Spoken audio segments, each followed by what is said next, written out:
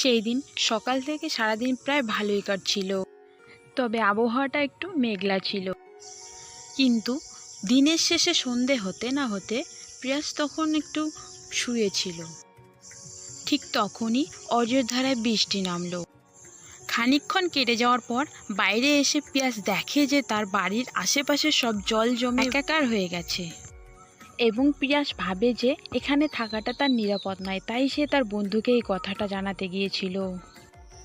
অন্যদিকে তার বন্ধু বাড়িতে বসে একা একা ভাবছে, আমাদের গ্রামটা অনেকটাই নিচু, এই ঝড় বৃষ্টির মধ্যে সারা রাত বৃষ্টি হলে তো ডুবে যাওয়ার সম্ভাবনা অনেকটাই। এখন কি করব, উপায় তো খুঁজে পাচ্ছি না। এই কথা ভাবতে ভাবতে বিনার বন্ধু পিয়াস ততক্ষণে তার বাড়িতে এসে পৌঁছয় এবং বলে, এই বিনা, এদিকে তো বৃষ্টির জলে সারা গ্রাম ডুবে যাচ্ছে, সেদিকে তোর কোনো খেয়াল আছে? হ্যাঁ বন্ধু, আমি তো সে ঝড় বৃষ্টি দেখেই বুঝতে পারছি, কিন্তু এখন উপায় কি, আমরা যাব কোথায়? এই নিয়ে তাদের কথাবার্তা চলতে থাকে। পিয়াস বলে যে, এখানে ভয়ে ভয়ে থাকার চেয়ে চল বরং পাশের গ্রামে চলে যাই, সেখানে কারো ঘরে গিয়ে কোনো রকমের রাতটা আশ্রয় নিয়ে নেব। তুই এগিয়ে যা, আমি একটু পরে আসছি। পিয়াস তখন তার বাড়ি থেকে বেরিয়ে পড়ে।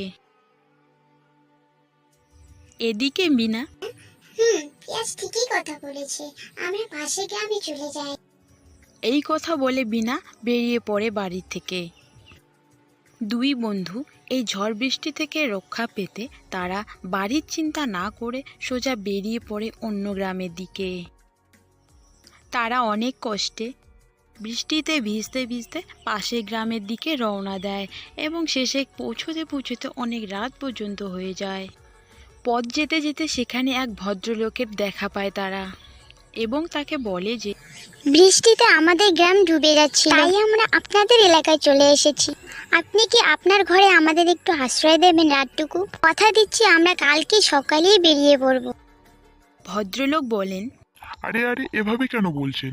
আপনারা কি আমাদের বাড়িতে যেতে পারেন না নাকি? আপনারা বিপদে পড়েছেন আর আমি আপনাদের সাহায্য করব না, তা কখনো হতে পারে? এই কথা বলে ভদ্রলোক তাদের বাড়িতে নিয়ে যায়। বাড়িতে এসে ভদ্রলোক বলেন, তোমরা বসো, আমি এক্ষুনি এগুলো রেখে চলে আসছি। দুই বন্ধু খানিকক্ষণ আরাম করে এবং তারা ঠিক করে যে সবাই মিলে ঠাকুরকে পুজো দেবে। তারা সবাই মিলে একটা মন্দিরে গিয়ে ঠাকুরকে পুজো দেয় এবং ঠাকুরের কাছে প্রার্থনা করে তাদের গ্রামটা যেন তাড়াতাড়ি জলমুক্ত হয়ে যায়। তিনজন মিলেই তারা ঠাকুরকে তাদের সব মনের দুঃখ কষ্ট বলে। খানিকক্ষণ পরে তাদের পুজো দেওয়া শেষ হয়ে যায়।